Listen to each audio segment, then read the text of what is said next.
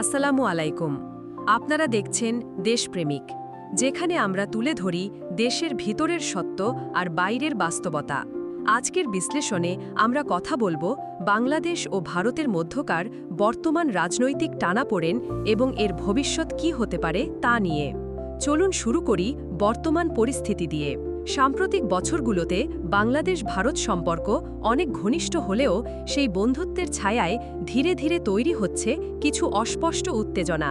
একদিকে আছে সীমান্ত ইস্যু, নদীর পানি ভাগাভাগি, অন্যদিকে ভারতের কিছু অভ্যন্তরীণ রাজনৈতিক সিদ্ধান্ত যা বাংলাদেশের জনগণের মধ্যে প্রশ্নের জন্ম দিয়েছে। বিশেষ করে ভারতের নাগরিকত্ব সংশোধনী আইন সিএএ এবং এনআরসি ইস্যু, এগুলো বাংলাদেশে ব্যাপক প্রতিক্রিয়া তৈরি করেছে। অনেকেই মনে করছেন এই আইনগুলো বাংলাদেশের প্রতি ভারতীয় দৃষ্টিভঙ্গির প্রতিফলন।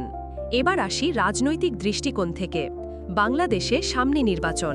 এই সময় ভারতের ভূমিকা সবসময়ই আলোচনায় থাকে। অনেক বিশ্লেষকের মতে ভারতের কিছু কূটনৈতিক পদক্ষেপ বা মন্তব্য বাংলাদেশের অভ্যন্তরীণ রাজনীতিতে প্রভাব ফেলছে, আর এটি দেশের জনগণের মধ্যে প্রশ্ন তৈরি করছে, একটি স্বাধীন দেশের নির্বাচন নিয়ে বাইরের কোনো দেশের এত আগ্রহ কেন? এখন প্রশ্ন হচ্ছে, করণীয় কি? প্রথমত, স্বাধীন পররাষ্ট্রনীতি বজায় রাখা জরুরি। বন্ধু হবে, সমঝোতা হবে, কিন্তু দেশের স্বার্থই হবে প্রথম। দ্বিতীয়ত, সীমান্ত ও পানি সমস্যা নিয়ে নতুন করে আলোচনায় বসা দরকার, যেখানে জনগণের স্বার্থ ও তথ্যভিত্তিক প্রমাণই হবে মূল হাতিয়ার। তৃতীয়ত, সাংবাদিকতা ও বিশ্লেষণ হোক মুক্ত, যেখানে দেশের মানুষ জানতে পারবে সত্যটা, কোনো প্রপাগান্ডা ছাড়া।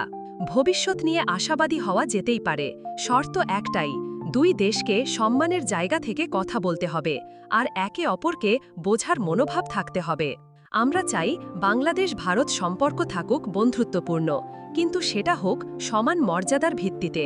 শেষ কথা বলি একটাই, আজকের বিশ্লেষণ যদি আপনার চিন্তায় একটু হলেও আলো ফেলে, তাহলে লাইক দিন, কমেন্টে জানান আপনার মতামত, আর অবশ্যই সাবস্ক্রাইব করে রাখুন দেশপ্রেমিক, যেখানে আপনি পাবেন খবরের ভেতরের খবর গভীর বিশ্লেষণে।